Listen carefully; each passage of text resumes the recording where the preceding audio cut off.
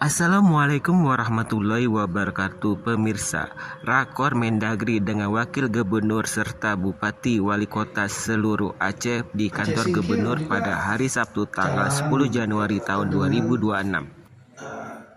UMKM pasar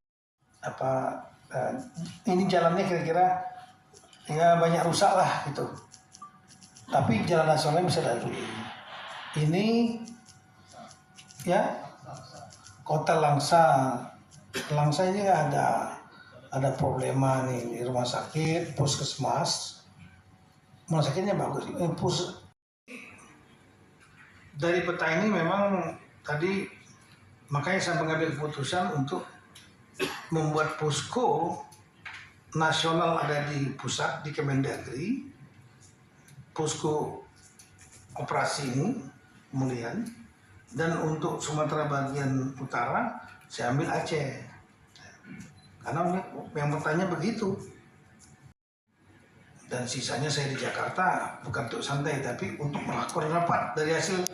Dari hasil yang ada di sini saya akan bawa ke rapat mingguan yang ada di Jakarta. Rencana saya tiap minggu. Karena dari fak-fak itu tidak ada penerbangan di Jayapura, nggak ada poldanya di Jayapura, nggak ada yang ke Sorong tiap hari. Yang ada tiap hari ke klinik atau pustu yang rusak mana, di mana titiknya spesifik bergeraknya gitu. Nah kemudian ada apa namanya itu yang berikut dari masalah